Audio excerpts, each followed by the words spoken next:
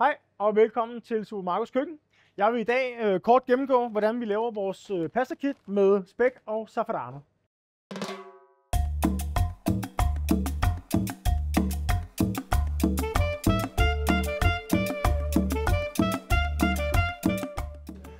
Pasta kittet, det indeholder selvfølgelig vores pasta. Det indeholder spæk.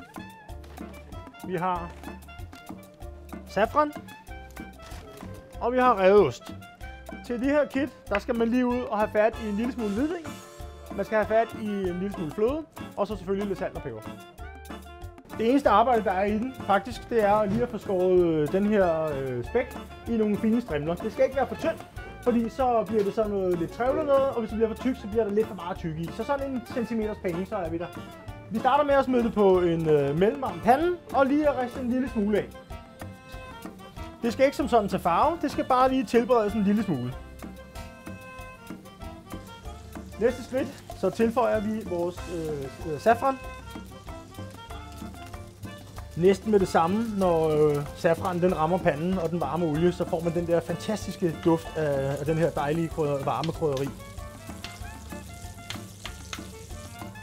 Det skal bare lige have et par sekunder, og så kommer vi vores hvidvin på. Og nu kan man allerede se farven træde igennem fra safranen. Når vinen har ligesom kogt alkoholen væk, så krydrer man det med en lille smule peber. Og så kommer vi vores fløde på.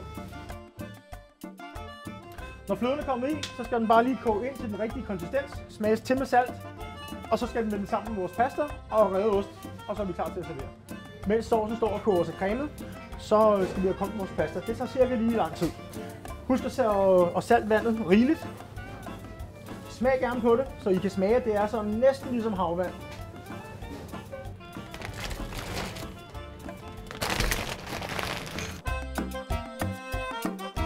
Nu er pastaen færdig, og når jeg siger færdig, så mener jeg, at den er lige ved at være kogt færdig.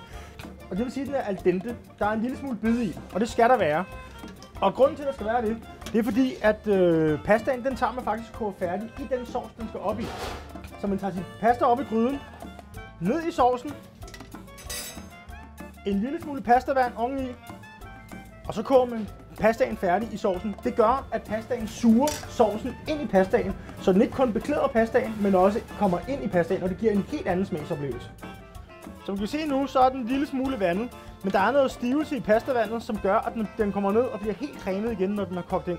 Grunden til, at man heller ikke salter maden før til allersidst, det er fordi det pastavand, man bruger, der er salt i, så det er ikke engang sikkert, at man behøver at bruge salt i selve sovsen. Nu er sovsen kogt rigtig dejligt cremet. Jeg har smagt den til med en lille smule salt, og så kommer vi lidt af vores revet ost i. Vender det sammen. Og så serverer vi. Sådan et kit her, det svarer til en 3-4 portioner. Nu har vi lagt i tallerkenen, og så kommer vi lidt af vores revet ost ovenpå. Og så er vi klar til at servere. Buon appetito!